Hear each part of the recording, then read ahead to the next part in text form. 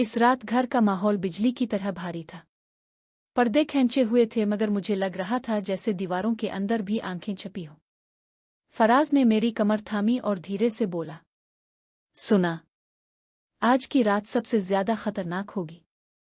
लेकिन याद रखना, जितना हम बेकाबू होंगे इतना ही दुश्मन हमारे जाल में फंसता जाएगा। मेरी सांस तेज हो गई। मैंने धड़कते दिल से कहा, अगर कोई सब कुछ देख रहा है तो? फराज ने होंठों पर काट कर मुस्करा दिया, तो देखने दो। हम इतने आग में जलेंगे कि वो खुद झुलस कर सामने आ जाएगा। कमरा लम्हों में दहकते शोलों का मंजर बन गया। फराज के लम्स, इसकी शिद्दत, सब कुछ इतना बेहद, इतना बोल्ड था कि मेरी कराही दीवारों से टकरा कर वापस आ रही थी। मेरा बदन कांप रहा था मगर दिल जानता था ये सिर्फ मजा नहीं, ये जंग है। और फिर वही हुआ जिसका इंतजार था। कमरे के बाहर खिड़की के पास एक हलचल हुई।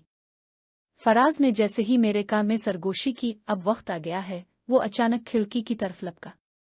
पर्दा हटा तो सामने एक चेहरा था। मैंने चीख मार दी, ये तो। फराज ने कॉलर पकड़कर इसे अंदर घसीटा। रोशनी में आते ही मेरा वजूद लरज उठा। वो कोई गैर नहीं था, बल्कि मेरी अपनी सहेली नीलोफर थी, जो दिन रात मेरे साथ बैठकर हंसती खेलती थी।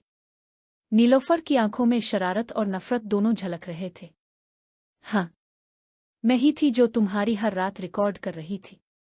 तुमने मेरा प्यार छीना था सना, अब तुम्हारी इज्जत छीन कर सुकून मिला है। मेरी आंखों में आंसू भर आए। नीलो, मैंने तुम्हें अपनी बहन माना था। फराज ने गुस्से से मुक्का मारने के लिए हाथ उठाया मगर मैंने रोक लिया। फराज, नहीं, अब हमें इसे सजा ऐसे देनी है कि ये खुद हमारी गुलाम बन जाए।